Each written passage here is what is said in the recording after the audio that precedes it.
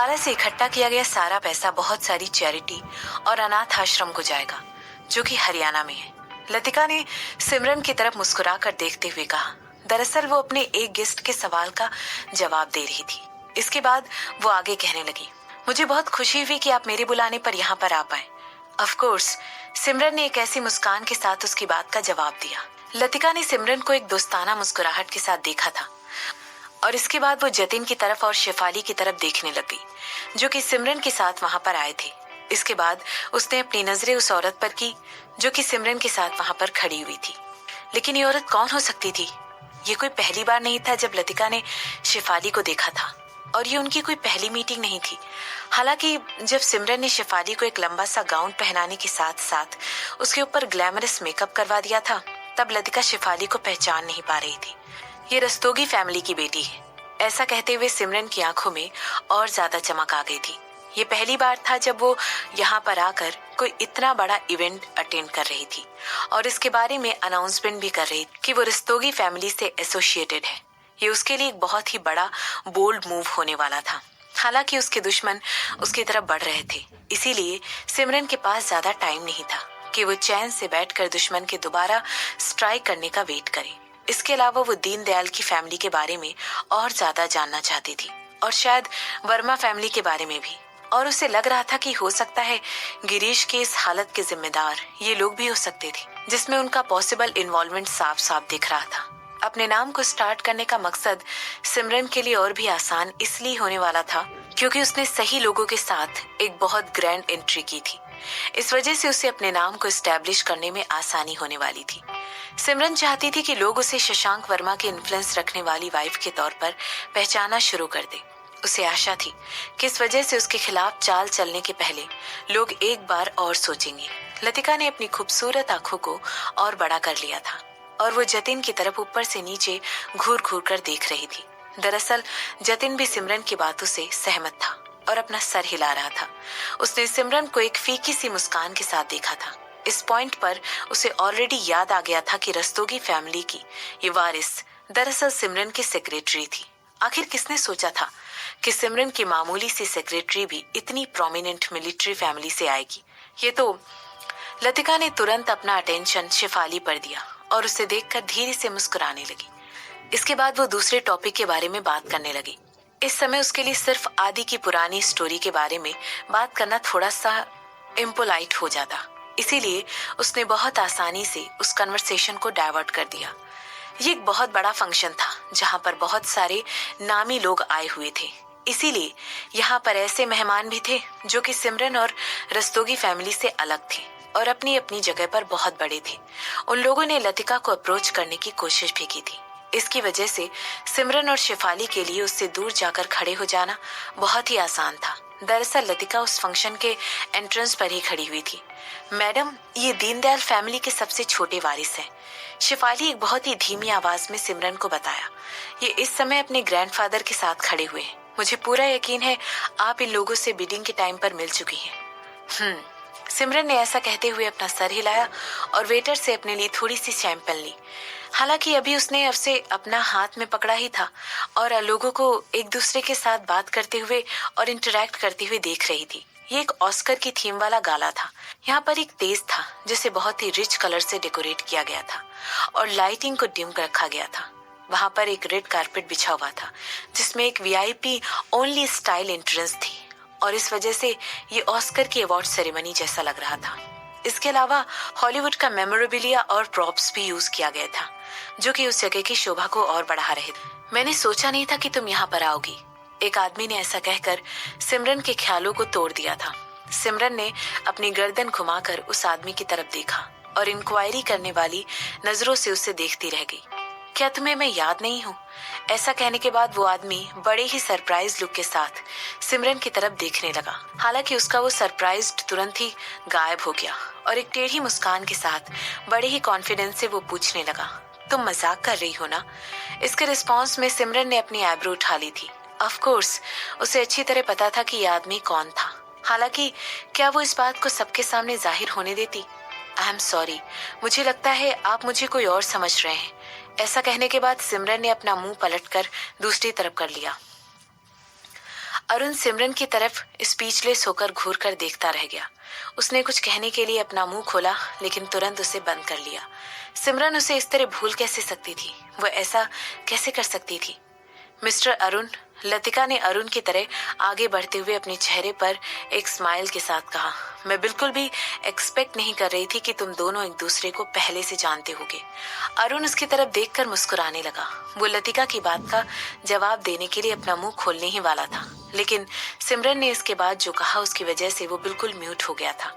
हम दोनों एक दूसरे को नहीं जानते हैं, सिमरन ने जवाब देते हुए लतिका की तरफ एक चमचमाती हुई मुस्कान के साथ देखा। उसकी मुस्कान इतनी ज्यादा चमचमाहट से भरी हुई थी कि इसकी वजह से अरुण की आंखें चौंधी आ गई थी। अरुण को तुरंत याद आया कि किस तरह हरमन ने उसे अपने साथ चलने के लिए इनवाइट किया था। अरुण को इस पार्टी में इनवाइट किया गया था, लेकिन वो इतना ज्यादा बिजी था, उसने सोचा था कि वो इस पार्टी में नहीं आएगा। इसीलिए जब उसे इसके बारे में पूछा तो उसने तुरंत मना कर दिया। आखिर किसने ऐसा सोचा था कि वो यहाँ पर मिल पाएगा और वो उसे देखकर इस तरह रिएक्ट करेगी? सिमरन इस दौरान अरुण के दिलो दिमाग पर छाई हुई थी, यहाँ तक कि उसने अपने लोगों से कहकर उसे हर तरफ फॉलो करने के लिए कह दिया था। उसने उनसे कहा था कि वो लोग सिमरन की कुछ तस्वीरें लें और उसे भेजें। उदयपुर में रहने के दौरान वो पूरे टाइम यही सोच रहा था कि किस तरह उसके साथ एक एक्सीडेंटल मीटिंग फिक्स करवा ले।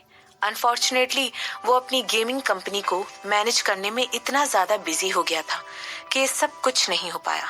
एक नया मोबाइल गेम ऑनलाइन लॉन्च करने वाला था। इसकी वजह से उसके पास इतना भी टाइम नहीं था कि वो सिमरन को अपनी आंखों से देख पाए। मगर जब हरमन ने ये बताया कि सिमरन वहां पर और बिजनेसमैन के साथ 2 फंक्शन अटेंड करने आ रही है, तो उसने तुरंत अपना ख्याल बदल दिया। मिस सिमरन मजाक कर रही थी, अरुण ने एक अजीब तरीके से हंसते हुए कहा। मिस सिमरन मजाक कर रही थी, अरुण ने एक अजीब तरीके से हंसते हुए कहा। हम लोग ऑलरेडी 1 या 2 बार उदयपुर में मिल चुके हैं। कुछ महीनों पहले ही हमारी एक मीटिंग हुई थी। वो यहाँ पर मेरे अंकल से मिलने आई थी और मैं वहां से गुजर रहा था, तो मैंने सोचा कि मैं अपने अंकल से मिलता चलूं। तभी मेरे अंकल ने इनको मुझसे इंट्रोड्यूस करवाया था। मैंने हमेशा ही सोचा था कि मैं एक बहुत ही सीरियस औरत हूँ, लतिका ने कहा। मिस्टर अरुण बहुत सालों से गेमिंग इंडस्ट्री में अपना नाम बनाने की कोशिश कर रहे हैं।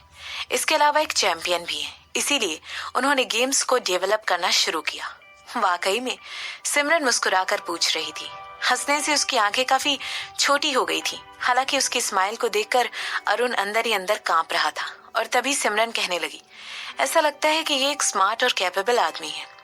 ये है, लतिका ने सर हिलाते हुए कहा और फिर आगे कहने लगी, और मुझे पूरा यकीन है मिस्टर अरुण ने अभी तक शादी नहीं की है। मुझे पूरा यकीन है कि बहुत सारी औरतें इस समय उन्हें अपना बनाने की कोशिश करने के बारे में सोच रही होंगी। बहुत अच्छी बात है, ये तो बहुत ही अच्छी बात है। सिमरन ऐसा कहते हुए क्वेश्चन वाला लुक लतिका को दिया। क्या आप भी सिंगल नहीं है? क्या आपको नहीं लगता है कि अब बहुत हो चुका है और आप लोगों को डेटिंग करना स्टार्ट कर देना चाहिए? लगता है आपके दिल में बहुत ज्यादा और एप्रिशिएशन है, खासकर इनके टैलेंट्स के लिए। ऐसा कहते हुए सिमरन के चेहरे पर वही पुरानी मुस्कान थी। इसी की वजह से ऑलमोस्ट सेम टाइम पर लतिका और अरुण दोनों ने ही अपना गला साफ करने की कोशिश की। आप दोनों साथ में बहुत अच्छे लगेंगे।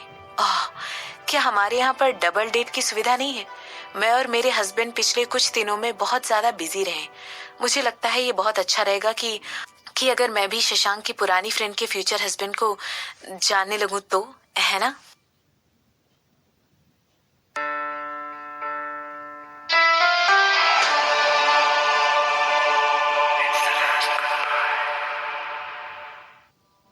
सिमरन का बेस्ट टैलेंट हमेशा अपनी जुबान को सही ढंग से यूज करना था, या फिर ऐसा शायद शशांक ने उसे बताया था। हालांकि उसे पूरा यकीन था कि उसके इस टैलेंट की वजह से बहुत सारा कन्वर्सेशन हमेशा ही ऑकवर्ड मोड पर आकर रुक जाती थी। जैसे ही उसने लतिका और अरुण की तरफ देखा, उसकी स्माइल और ज्यादा चमकदार हो गई और वो बेबाकी से कहने लगी, हम अपनी मीटिंग को अगले हफ्ते सेटअप कर सकते हैं। मुझे पूरा यकीन है कि मिस्टर हरमन को आप दोनों को साथ देखकर बहुत खुशी होगी। मिस सिमरन भी ना बड़ी ही मजाकिया है। मिस्टर अरुण और मैं तो बस अच्छे दोस्त हैं। हमारा मिलना भी इत्तेफाक से हुआ है, ललिता ने समझाते हुए कहा। मगर सारी रिलेशनशिप ऐसे इत्तेफाक से ही तो शुरू होती है। 2 लोग आपस में टकरा जाते हैं, है ना? सिमरन ने तुरंत काउंटर अटैक करते हुए कहा। मैं अपनी सेक्रेटरी से कहूंगी कि वो आप दोनों को कॉल करे, ताकि जब भी आप लोगों के पास टाइम हो तब हम लोग एक मीटिंग सेट कर सके। ललिता और अरुण एक दूसरे की तरफ ऑकवर्ड तरीके से देखने लग गए। ऐसा लग रहा था कि वो लोग सिमरन के शब्दों को यूज करने के तरीके के सामने बिल्कुल यूजलेस खड़े थे। अंत में अरुण और लतिका दोनों ने ही हेल्पलेस तरीके से अपना सर हिला दिया। कुछ मिनटों के बाद सिमरन की उन दोनों के लिए डबल डेट की एडवांस प्लानिंग यूं ही चलती रही और फिर अरुण ने उन लोगों को गुड बाय कहकर वहां से चला गया। उसके चेहरे पर एक डार्क एक्सप्रेशन था और वो चलकर अपने दोस्त हरमन के पास चला गया। तुम सच में ना, ऐसा कहने के बाद अब क्या क्या उठाओ तो तुम ले आओ। जतिन सिमरन से कुछ बीच की दूरी पर ही खड़ा हुआ था, इसीलिए वो अरुण और लतिका के वहां से जाने के बाद तुरंत उसे अप्रोच करके उसके बगल में आकर खड़ा हो गया। क्या? सिमरन ने एक आईब्रो उठाकर पूछा। इसके बाद वो आगे कहने लगी, वो दोनों सिंगल हैं और मेरी मैच में क्योंकि स्किल्स बहुत ही खूब हैं। सिमरन की ये बात सुनकर जतिन सिर्फ वहां पर खड़ा होकर मुस्कुरा सकता था।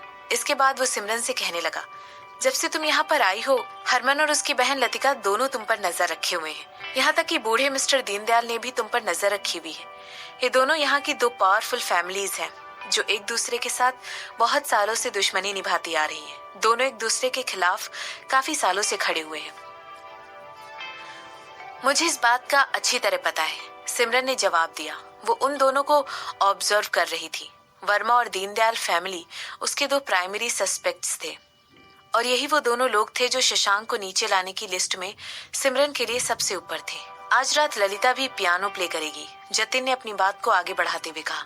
ललिता एक बहुत ही पुरानी ड्रग एडिक्ट है। उसका भाई इस इवेंट को यूज करके ये प्रूव करना चाहता है कि इस बात में कोई सच्चाई नहीं है, मगर उनके सर्कल में हर कोई इस बात को जानता है कि वो एक ड्रग एडिक्ट रह चुकी है। मैंने सुना है कि वो लोग ललिता के लिए अरेंज मैरिज करवाने की सोच रहे हैं। शायद यही वो वजह है जिसकी वजह से वो अपना नाम वापस से कमाना चाहती है। सिमरन ने जतिन की बात का कोई जवाब नहीं दिया, बल्कि वो ललिता की तरफ देखने लग गई, जो उनसे ज्यादा दूरी पर नहीं खड़ी हुई थी। सिमरन की तरह ही उसने भी लंबा सा ब्लैक गाउन पहना हुआ था और उस पर हाथ से कई सारे स्टोन लगाए गए थे। उसके बाल भी बिल्कुल परफेक्ट तरीके से अपटो करके रख संवारे गए थे और उसके चेहरे पर हमेशा ही एक सुहानी सी मुस्कान प्लास्टर करके लगाई हुई थी। वो अपनी सुनहरी स्किन और कोमल आंखों की वजह से बिल्कुल पॉलिश्ड लग रही थी, बिल्कुल बेदाग। ऑफ कोर्स मनमीत के साथ जो उसकी सिमला रही थी उसे नजरअंदाज करना बहुत मुश्किल था। अगर वो दोनों एक दूसरे के बगल में आकर खड़े हो जाते तो कोई भी उन्हें लवर कहकर कभी ना बुलाता। सिमरन अंदर ही अंदर एक आहें भरने लगी। शशांक के अकॉर्डिंग मनमीत और शशांक का जन्म कुछ महीनों की दूरी पर ही हुआ था, जबकि शशांक एक डायरेक्ट लाइन का आदमी था, वहीं मनमीत एक प्रोस्टिट्यूट का बेटा था, एक नाजायज औलाद। जैसे ही वो पैदा हुआ था उसे तुरंत एक गलती करार दे दिया गया था। हालांकि वर्मा फैमिली के बड़े बूढ़ों ने और खास करके शशांक के बायोलॉजिकल ग्रैंडफादर ने उस बच्चे पर तरस खाकर उसकी टेक केयर करने की जिम्मेदारी ले ली। इसीलिए जब शशांक के ग्रैंडफादर मर गए, बिल्कुल सच के माता पिता की ही तरह, तो वो भी उसकी रियल फैमिली का टारगेट बन गया। पहले तो शशांक की माँ मनमीत को अपने साथ लाने में बहुत ज्यादा हिचकिचा रही थी। हालांकि उनके दिल में उन्हें धोखा दे दिया था और उन्हें उस पर तरस आ गया। इसीलिए जिस अनाथ आश्रम से वो शशांक को लेकर आई थी, कुछ दिनों बाद मनमीत को भी वहीं से अपने साथ ले आई। लेकिन मनमीत को उन्होंने आज तक कभी भी वर्मा खानदान का नाम लेकर नहीं बुलाया। इसकी जगह उन्होंने उसका नाम मनमीत बत्रा रख दिया। मैडम, दीनदयाल फैमिली का वारिस चलकर हमारे रास्ते में आ रहा है। शेफाली ने जैसे ही ऐसा कहा, सिमरन अपने ख्यालों की दुनिया से बाहर आ गई। मिस वर्मा, बूढ़े मिस्टर दीनदयाल ने कहा। ये वही आदमी थे जो सिमरन से बिडिंग के दौरान मिले थे। इसके बाद वो आगे कहने लगी, मैंने सुना है आपने इस चैरिटी के लिए 5 लाख रुपए डोनेशन में दिए हैं। Thank you. सिमरन उनकी बातें सुनकर अपना सर हिलाने लगी और कहने लगी, मैंने सुना है आप हॉस्पिटल के कंस्ट्रक्शन की जिम्मेदारी लेने वाले हैं। ये कितना शानदार काम है। आप लोगों के बारे में कितना सोच रहे हैं। आप समाज में एक बदलाव लेकर आएंगे। सिमरन उस चिल्ड्रन हॉस्पिटल के बारे में बात कर रही थी जिसकी वजह से ये सारा इवेंट अरेंज किया गया था। टिकट का सारा पैसा चैरिटी में जाने वाला था, जबकि बिजनेसमैन के द्वारा किए गए बहुत सारे डोनेशन उस चिल्ड्रन हॉस्पिटल में जाने वाले थे, जिसे बनाने की प्लानिंग ललिता कर रही थी। ललिता चाहती थी कि ये चिल्ड्रन हॉस्पिटल मुंबई के आउटस्कर्ट इलाके में हो। बूढ़ा आदमी सिमरन की बात सुनकर खिलखिलाकर हंसने लगा और कहने लगा, थैंक यू। ये लीजिए, मैं चाहता हूँ कि आप मेरे पोते से मिले। ये है ललित दीनदयाल।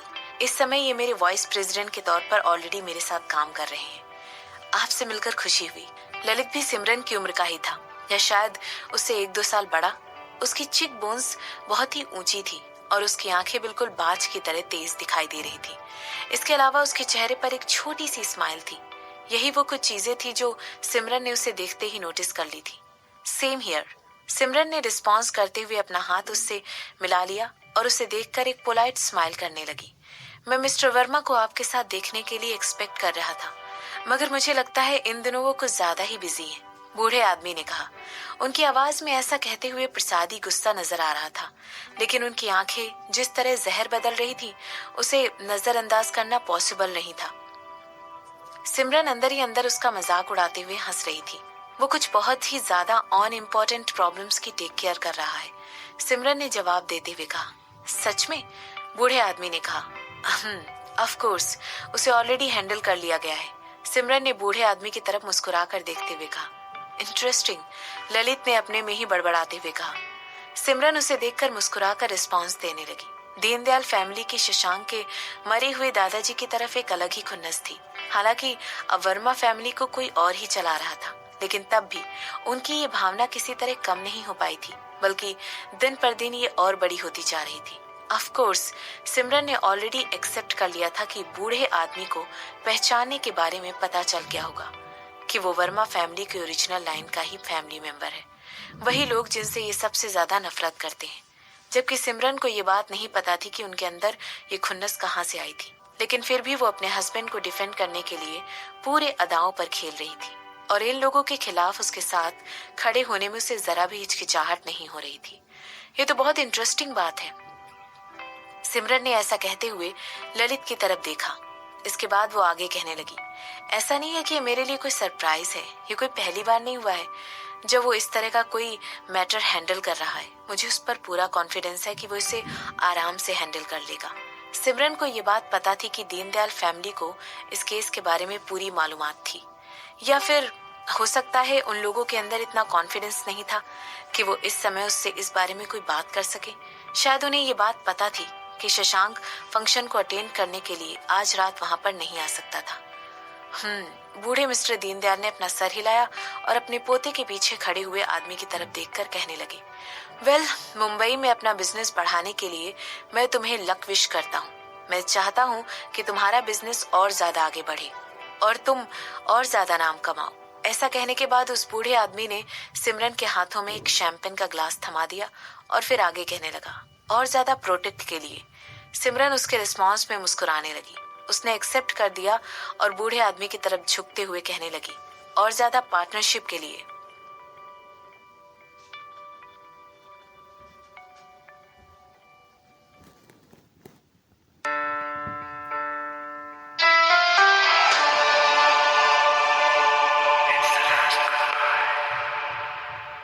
तुम ये पीने वाली नहीं हो, बूढ़े आदमी ने ऐसा कहते हुए सिमरन की तरफ देखा, जो इस समय ऊपर हाथ उठाकर पोस्ट पढ़ रही थी, लेकिन उसने अभी तक शैंपेन पी नहीं थी। उस आदमी ने सिमरन की तरफ एक कठोर रुख के साथ देखा। सिमरन के कठोर होने का यही डायरेक्ट रिस्पॉन्स हो सकता था। मैं शराब नहीं पीती हूँ, पहले मैं पिया करती थी, लेकिन अब नहीं, सिमरन ने मुस्कुराकर कहा। बूढ़ा आदमी भी अपने मुंह से आवाज निकालने लगा और फिर सीधे सिमरन के पेट की तरफ देखने लगा। उसकी आंखों में एक अंडरस्टैंडिंग वाला भाव देखा जा सकता था। इसके बाद अपना सर हिलाते हुए वो कहने लगा, मैं देख सकता हूँ, तो फिर मुझे माफ करिएगा, तो फिर मैं पी लेती हूँ। एक आवाज की वजह से उस बूढ़े आदमी और सिमरन की बातों में दखल पड़ रहा था, और इससे पहले कि कोई कुछ कह पाता, लतिका ऑलरेडी एक ग्लास ले चुकी थी और उसके अंदर जो कुछ भी था उसे पी चुकी थी। इसके बाद अपने हाथों में उसने दोनों गिलास पकड़ लिए और सिमरन और उस बूढ़े आदमी की तरफ देखकर मुस्कुराते हुए कहने लगी, मुझे लगता है आपने माइंड नहीं किया होगा। तुम? वो बूढ़ा आदमी कुछ कहने ही वाला था कि तभी, ओह प्लीज, ये रही मिस सिमरन, ये है मेरी एक बहुत अच्छी दोस्त। जैसे ही लतिका ने ये सब कहा और अपनी बात से सिमरन और अपने बीच की दोस्ती को डिक्लेयर कर दिया, जिन भी लोगों ने ये बात सुनी हो तुरंत आपस में बात करने लगी। उन सभी को शांत कराते हुए वो आगे कहने लगी, मेरा मतलब है, मैं इन्हें एक बहुत ही अच्छी दोस्त समझती हूँ। जब हम लोग पैलेस में मिले थे, उसके बाद से ही ये मेरे एक फंक्शन में आई थी। वो 2 साल पहले की बात थी। सिमरन ने अपनी एक आईब्रो ऊपर उठाई और फिर सिर हिलाने लगी। अपनी बात को आगे बढ़ाते हुए लतिका कहने लगी, इस बात को ऑलमोस्ट 3 साल हो गए हैं। सब लोगों को एक स्वीट सी स्माइल देने लगी और कहने लगी, कैसी हो तुम? जिस तरह वहां का इवेंट टर्न हो गया था, ये बिल्कुल अनएक्सपेक्टेड था। यहाँ तक कि सिमरन भी ये सोच नहीं पा रही थी कि लतिका आखिर इस तरह कैसे कर सकती थी। हालांकि वो अभी भी फ्लो के साथ ही जा रही थी। गुड, सब कुछ बिल्कुल ठीक है। ऐसा कहने के बाद लतिका ने फिर से सबको एक स्वीट सी स्माइल दी। इसके बाद उसने तुरंत अपनी नजरें बूढ़े आदमी पर डाली और आगे कहने लगी, आज रात मैं आपसे मिलने के लिए बहुत ज्यादा बेकरार हो रही थी मिस सिमरन। जब मैंने सुना कि आप आ रही हैं तो मैं बहुत ज्यादा एक्साइटेड हो गई। ऐसा कहते हुए लतिका का चेहरा मुस्कुराहटों से भरा हुआ था और वो सिमरन से बिल्कुल किसी पुराने दोस्त की तरह ही बात कर रही थी। उसके इस तरह बात करने की वजह से सिमरन और मिस्टर दीनदयाल के बीच में एक बैरियर क्रिएट हो गया था। ऐसा लग रहा था कि मानो वो नहीं चाहती है कि वो दोनों आपस में जरा सी भी बात करें। मुझे बिल्कुल भी नहीं पता था कि मिस लतिका वाकई में इतनी वेल इन्फॉर्म्ड है। ललित ने कन्वर्सेशन को ज्वाइन करते हुए कहा, दरअसल जैसे ही लतिका ने स्टॉक्स के बारे में बात करनी शुरू की, तभी ललित वहां पर आ गया था। मुझे म्यूजिक और उससे रिलेटेड हर चीज बहुत पसंद है। हालांकि मैंने बिजनेस एडमिनिस्ट्रेशन और मैनेजमेंट में भी अच्छी डिग्री हासिल की हुई है। जब मैं पेरिस में थी तो वहीं से मैंने ये डिग्री ली थी। जब फैमिली बिजनेस को मैनेज करने की बात आती है तो मेरे पास उसका एक्सपीरियंस भी है, लतिका ने जवाब देते हुए कहा। उसकी आवाज में इस समय जो कॉन्फिडेंस दिखाई दे रहा था, उसे कोई भी डिगा नहीं सकता था। सिमरन मुस्कुराते हुए सिर्फ उसकी बातें सुन रही थी। उसकी फाइल्स के अकॉर्डिंग लतिका वाकई में बहुत स्मार्ट थी। अपने दोनों छोटे भाइयों से कहीं ज्यादा स्मार्ट।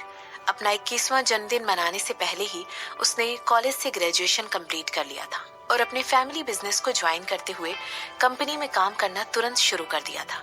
मगर कुछ साल पहले ही उसने सब कुछ बंद कर दिया। उसने काम करना बंद कर दिया और ड्रग्स लेना शुरू कर दिया। उसने ये भी डिसाइड कर लिया था कि उसकी लाइकिंग म्यूजिक की तरफ बहुत ज्यादा है, इसीलिए उसने और ज्यादा पियानो प्ले करना शुरू कर दिया था। ये सब कुछ सुनकर उस फैमिली के बड़े लोग बहुत ज्यादा गुस्सा हो गए। कुछ लोग कहते हैं कि उन्होंने ऑलमोस्ट लतिका को अपनी जायदाद से बेदखल कर दिया था और ऐसा तब हुआ था जब उसने अपना पहला कॉन्सर्ट अटेंड किया था। वहीं कुछ लोग कहते हैं कि उन्होंने लतिका को इतनी जोर से थप्पड़ मारा था कि उसका एक दांत तक टूट गया था। सच क्या था ये किसी को पता नहीं था। सब सुनी सुनाई बातों पर विश्वास कर रहे थे। ये सारी अफवाहें थी। हालांकि दीनदयाल फैमिली को अच्छी तरह पता था कि इनमें से कुछ अफवाहें सच थी। ये बिल्कुल सही था कि लतिका को अपने दादाजी से थप्पड़ पड़ा था। ये भी सच था कि उन्होंने वाकई में उसे ऑलमोस्ट अपनी जायदाद से बेदखल भी कर दिया था। हालांकि उसके दो भाइयों ने अपने दादाजी के सामने गिड़गिड़ाकर घुटने टेक कर उनसे अपनी बहन के लिए एक चांस मांगा था।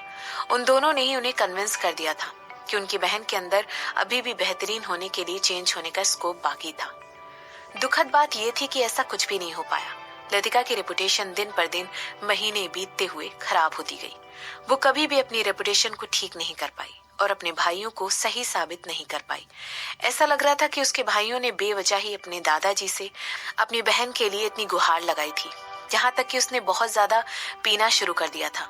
अनजान आदमियों के साथ इधर उधर सोना शुरू कर दिया था। वो सारे सेकेंड जनरेशन के वारिस थे और ऐसे लोग थे जिनसे वो तभी मिली थी और ज्यादा जानती नहीं थी। इसी वजह से उसके दादाजी के लिए ये बात बहुत मुश्किल हो गई थी कि वो उसके लिए एक अच्छा जीवन साथी ढूंढ पाए। सिमरन को ये बात अच्छी तरह पता थी कि इस फंक्शन का मकसद सिर्फ और सिर्फ यही प्रूव करना है कि लोग ये सोचे कि अभी तक उसके बारे में जो भी बातें मार्केट में फैली हुई थी वो सभी अफवाहें थी। लतिका को कहीं ना कहीं ये बात भी पता थी कि उसके दादाजी ने उसके लिए एक पति तो ढूंढ ही लिया होगा, एक ऐसा जो अपनी रेपुटेशन के बारे में जरा भी फिक्र ना करता हो। बूढ़े आदमी ने यही सोचा होगा कि वो इस फंक्शन का फायदा उठाकर कम से कम ये दिखा पाएंगे कि लतिका ऐसी बिल्कुल भी नहीं है जैसा कि उसे अफवाहों में बताया जाता है। मगर शायद सिमरन को ये बात अच्छी तरह पता थी कि इन सब से कोई फर्क नहीं पड़ने वाला था, खास करके तब जब उसने बूढ़े मिस्टर दीनदयाल के हाथों से लेकर शैंपेन यूं ही पी ली थी। सिमरन देख रही थी कि ज्यादा से ज्यादा लोग वहां पर उन्हें ज्वाइन कर रहे थे। आदमी और औरत दोनों इसके इर्द गिर्द इकट्ठा होना शुरू हो गए थे। वो सभी लोग आपस में कन्वर्सेशन करते हुए मुस्कुरा रहे थे और उनके चेहरे खुशी से भरे हुए थे, जबकि उस रूम में मौजूद सब लोगों को ये बात पता थी कि वर्मा फैमिली का मोटो क्या है। लेकिन फिर भी बहुत सारे लोग ऐसा दिखाने की कोशिश कर रहे थे कि उन्हें इस बारे में जरा भी आइडिया नहीं है। कुछ लोग लतिका के और ज्यादा करीब आने की कोशिश कर रहे थे। वो लोग उसे देखकर मुस्कुरा रहे थे और खिलखिलाकर हंसते हुए उसकी तारीफ कर रहे थे। शायद वो लोग उसे ये बताना चाहते थे कि उन्हें ऑलरेडी पता है कि पूरी दुनिया में ये बात फैल चुकी थी कि ये पार्टी किस लिए दी गई थी। आखिरकार ये वर्मा फैमिली का एक हिस्सा थे। वो कोई ऐसी जो कि उस रूम में मौजूद लोगों में से आसानी से किसी का भी क्रश बन सकती थी। हालांकि इसके अलावा उसका होने वाला हस्बैंड भी एक ऐसा आदमी था जो कि पैदा तो इंडिया में हुआ था, लेकिन इतनी इन्फ्लुएंस रखता था कि वो पला बड़ा यूएस में ही था। वो बहुत पहुंचे हुए घराने का आदमी था। मैं ये कहना चाह रही थी कि तुम्हारा बहुत ही ज्यादा हॉट बॉडीगार्ड है। अचानक ही लतिका के धीरे धीरे बोलने की आवाज से जबरन अपने ख्यालों की दुनिया से बाहर आ गई थी। मैंने कभी भी नहीं सोचा था कि वो कोई रस्तोगी फैमिली का हिस्सा हो सकती है। गुड, अच्छी चॉइस है, लतिका ने सिमरन से कहा। सिमरन ने अपना सर हिलाया और अपने सामने खड़ी औरत को इस तरह देखने लगी क्योंकि ऑलरेडी सब लोगों को देखकर बेवजह ही हंस रही थी। ऐसा लग रहा था कि नशा अब लतिका के सर पर चढ़कर बोल रहा था और वो अपने काबू में नहीं दिखाई दे रही थी। तुम भी तो बहुत सुंदर दिखती हो। तुम भी तो बहुत सुंदर दिखती हो। अगर मैं कोई लड़का होता तो मैं कभी भी तुम्हें अपने हाथ से जाने नहीं देती, लतिका ने धीरे से सिमरन से कहा। इससे पहले कि वो अपने इर्द गिर्द खड़ी हुई औरतों की तरफ देख पाती, वो कहने लगी, मैडम, मैंने सुना है आपने भी तो किसी बड़े घराने में शादी की है, कोई ऐसा जो बहुत ज्यादा पैसे वाला है। मगर ठीक है, चलो यहाँ से चलते हैं, मुझे लगता है हमें यहाँ से जाना चाहिए। सिमरन ने तुरंत उस कन्वर्सेशन को बीच में ही रोकते हुए लतिका का हाथ पकड़ा और उसे खींच कर ले जाने लगी। जाते जाते वो कहने लगी, उसने ऑलरेडी बहुत ज्यादा पी रखी है। ऐसा कहते हुए उसने तुरंत बूढ़े आदमी की तरफ एक मीनिंगफुल लुक के साथ देखा और कहने लगी, मैं इस बात का ख्याल रखूंगी कि वो घर सही सलामत पहुंच जाए। मगर मिस वर्मा आज रात परफॉर्म करेंगी, है ना? एक औरत ने कहा। उनकी आवाज की तो उनमें कंसर्न साफ साफ दिखाई दे रहा था, लेकिन उनकी आंखों में लतिका के लिए जो मजाक की भावना थी वो छुपाए नहीं छुप रही थी। मैं यहाँ पर इसलिए आई कि मिस वर्मा आज वो वाला पीस परफॉर्म करने वाली हैं जो उन्होंने खुद ही कंपोज किया है। ओह हाँ, बिल्कुल सही कहा आपने, परफॉर्मेंस पहले मुझे ही परफॉर्म करना था। ओके पुरानी दोस्त, लतिका ने ऐसा कहते हुए सिमरन का हाथ अपने हाथों पर से हटाने की कोशिश की। वो पूरी कोशिश कर रही थी कि सिमरन की गिरफ्त से छूटकर बाहर निकल जाए। नहीं, उसने बहुत ज्यादा शराब पी रखी है, सिमरन ने बहुत ही कठोरता के साथ कहा और इसके बाद उसकी आंखें उन लोगों की तरफ घूमने लगी जो उसके इर्द गिर्द खड़े हुए थे। इसके बाद कुछ सोचते हुए वो कहने लगी, मैं कुछ दिनों में एक ऑर्केस्ट्रा के लिए सब लोगों को इनवाइट करूंगी, तब तक मिस वर्मा अपना मास्टरपीस परफॉर्म कर लेंगी। अगर आप कहना चाहती हैं कि आप यहाँ पर सिर्फ और सिर्फ उनकी परफॉर्मेंस की वजह से आई थी और चैरिटी में इन्वेस्ट करने नहीं आई थी, तो फिर प्लीज अपना नाम मेरी सेक्रेटरी को बता दीजिए। मैं आपको टिकट का पूरा पैसा वापस कर दूंगी और जो इनकन्वीनियंस आपको मेरी वजह से हुआ है उसका 3 गुना दाम कंपनसेशन की तरह आपको रिफंड करवा दूंगी। ऐसा कहते हुए सिमरन में सबको एक कोल्ड स्माइल दी और वहां से निकल गई।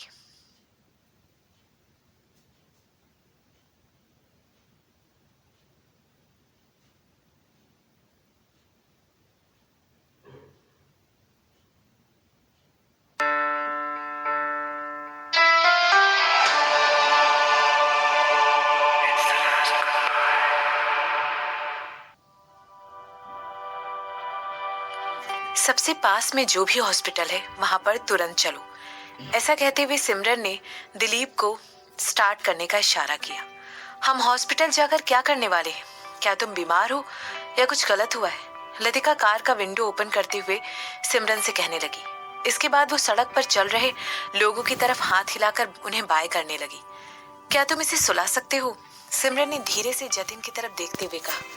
इसके रिस्पॉन्स में जतिन ने अपना सर हिलाया और लतिका की गर्दन के पास कुछ टच करते हुए कुछ करने लगा।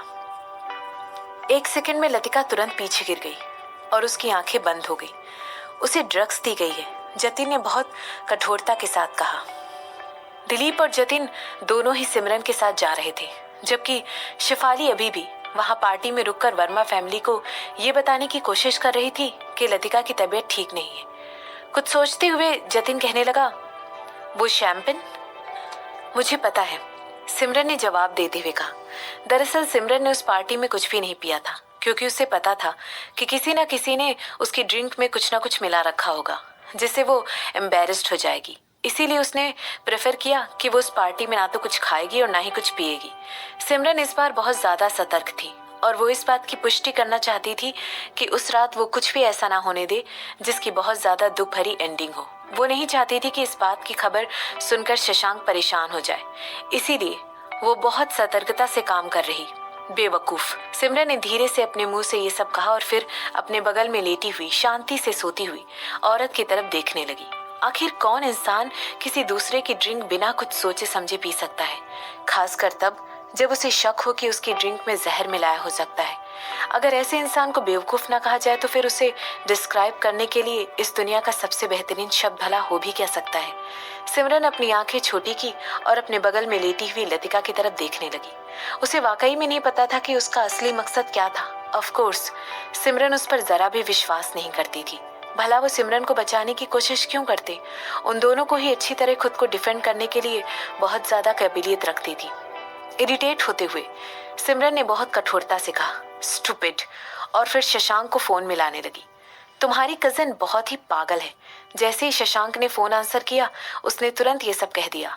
मुझे पता है, मैं तुम्हें लेने के लिए आ रहा हूँ, शशांक ने कहा। तुम्हें आना ही चाहिए। इसके बाद ऐसा कहते हुए सिमरन शशांक को वो सारी बातें बताने लगी तो उन लोगों के साथ पार्टी में हुई थी। उसे पता था कि उसका हस्बैंड अभी तुरंत अपने प्राइवेट प्लेन में बैठेगा और कुछ ही देर में उसके पास पहुंच जाएगा। उसे पुलिस की गिरफ्त से छूटे हुए 1 घंटा हो चुका था और ये उसके हस्बैंड के लिए बहुत टाइम था उसके पास वापस आने के लिए।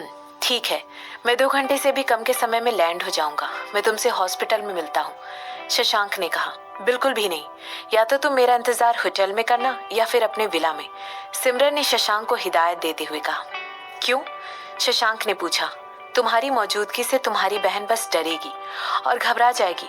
मैं चाहती हूँ कि तुम उससे तभी बात करो जब वो पूरी तरह होश में आ जाए। सिमरन तब तक हरमन से बात करना चाहती थी मगर उसने इस समय उससे कुछ भी कहने की कोशिश नहीं की।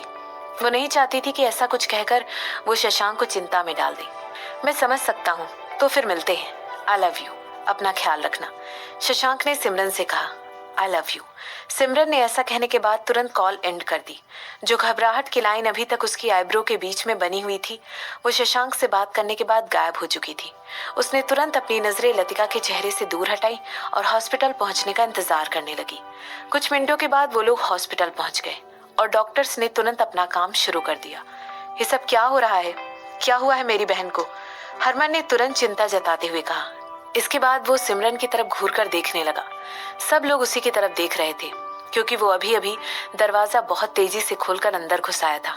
इसके बाद उसने बेड पर लेटी हुई अपनी बहन की तरफ देखा और कहने लगा, क्या किया है तुमने उसके साथ? सिमरन ने सोचा कि वो उसकी बात का कोई जवाब नहीं देगी।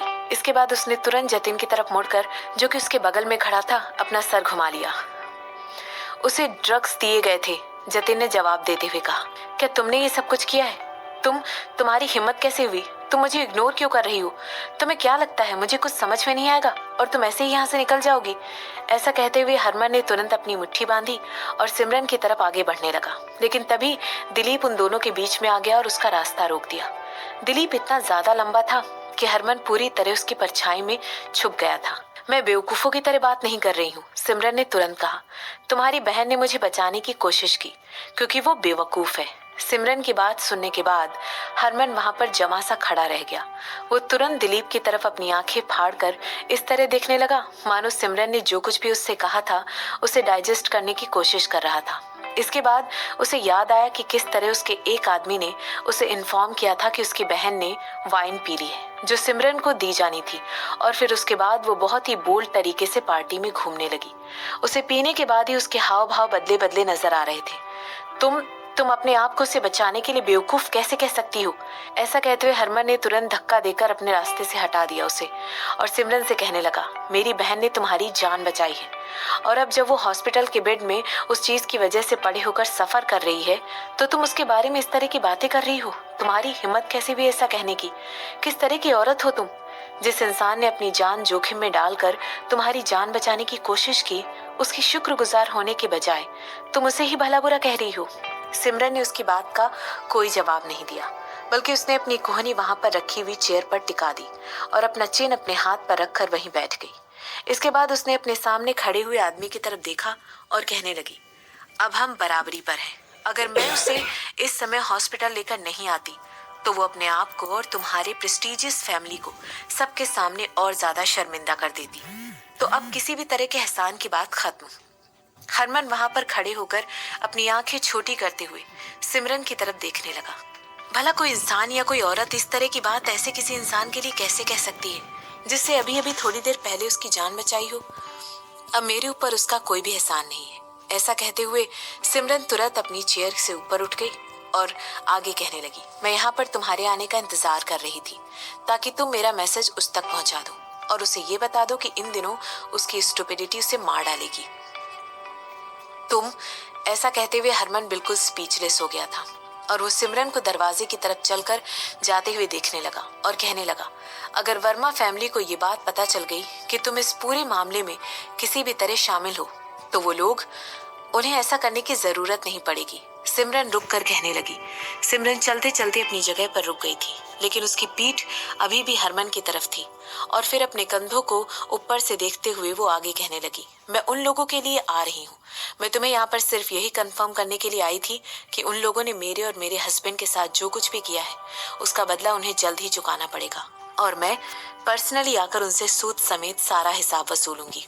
सिमरन ने जैसे ही अपनी बात खत्म की, हरमन तुरंत सिमरन की तरफ घूरकर देखने लगा।